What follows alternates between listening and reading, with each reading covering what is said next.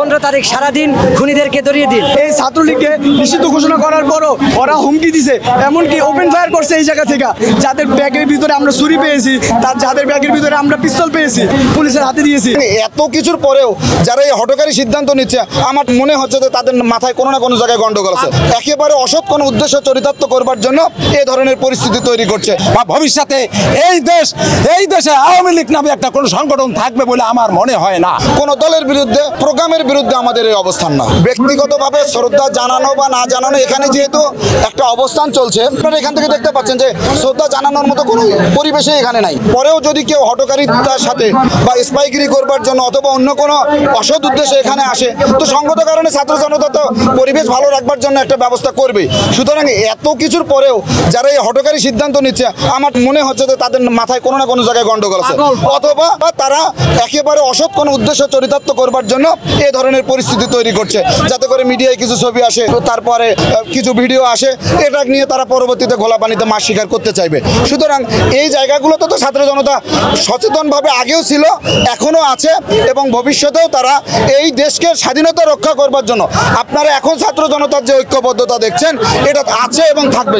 বিচার না হওয়া পর্যন্ত আমরা ছাত্র জনতা মাঠে আছি, ময়দানে থাকবো। 15 তারিখ সারাদিন খুনিদের ধরিয়ে দিন, আমরা সেই কাজই করার চেষ্টা করছি। এই ছাত্রলীগকে নিষিদ্ধ ঘোষণা করার পরও ওরা হুমকি দিছে, এমনকি ওপেন ফায়ার করছে এই জায়গা থেকে। আমরা তার প্রতিবাদ স্বরূপ এবং সমস্ত শহীদদের দাবি স্বরূপ এবং ফ্যাসিস্টদের ফাঁসির আন্দোলনের দাবি নিয়ে আমরা এখানে মূলত গত রাত থেকে আমরা এখানে অবস্থান করছি।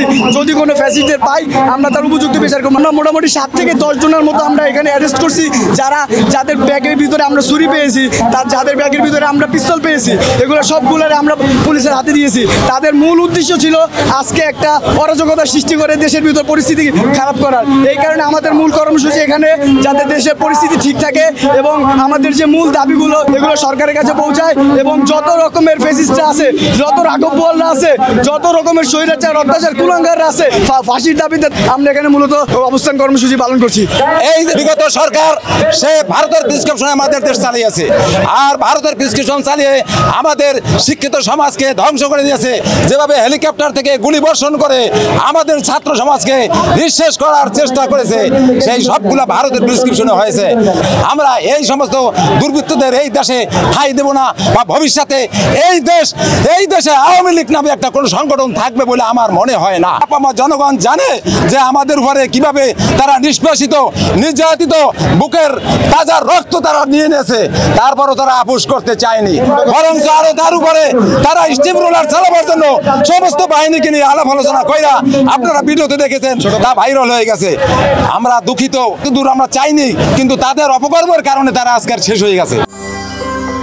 সত্য, বস্তুনিষ্ঠ ও নিরপেক্ষ দৈনিক জনবাণী।